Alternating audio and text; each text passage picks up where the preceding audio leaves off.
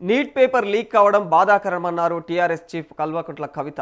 10 రూపాయల diaper leak కావడం లేదు, కానీ నీట్ పేపర్ మాత్రం లీక్ అవుతుందన్నారు. ఫ్యూచర్ ఆఫ్ ఇండియా అయినటువంటి మన విద్యార్థులను కేంద్రం బాధ పెడుతుందన్నారు. ఇంత టెక్నాలజీ వచ్చిన తర్వాత కూడా పేపర్ లీక్ కావడం తీవ్ర వేదనకు కలిగిస్తుందని చెప్పేసి ఆవేదన వ్యక్తం చేశారు ఆవిడ. అంటే ప్రధానంగా ఒకటండి, నిన్న నేను మన ఖాన్ సార్ అని ఉంటాడు, ఆయన ఒక మాట అన్నాడు. అంటే ఎంత బాధ అయిందంటే, నీట్ కోసం ప్రిపేర్ అయ్యే పిల్లలు వాళ్ళు రాత్రి పగలు 24 గంటలు ప్రిపేర్ అవుతారు. వాళ్ళ టెన్షను, ఆ బైపీసీ పిల్లల బాధలు అయితే వర్ణనాతీతంగా ఉంటాయి.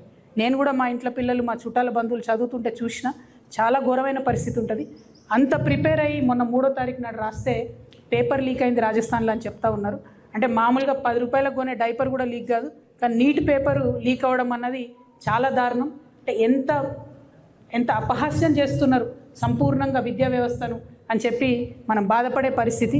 రాజీనామాలు చేయమని డిమాండ్ చేయడం కాదు, టెక్నాలజీ వాడుకోవాలి, పేపర్ లీక్ కాకుండా చూడాలి, పిల్లల్ని టెన్షన్ పెట్టొద్దు. అంటే ఫ్యూచర్ ఆఫ్ ఇండియా వాళ్ళని టెన్షన్ పెట్టి మళ్ళీ ఎగ్జామ్ రాయి అంటే ఒకసారి పర్ఫామ్ చేసిన వాళ్ళు సెకండ్ టైం అదే రకంగా చేయాలంటే ఇబ్బంది ఉంటుంది. వారి మానసిక స్థితి కూడా చాలా డిఫరెంట్గా ఉంటుంది. తల్లిదండ్రుల మీద కూడా స్ట్రెస్ ఉంటుంది. కాబట్టి డెఫినెట్గా ఈ వ్యవహారాన్ని అత్యంత సీరియస్గా తీసుకోవాలి.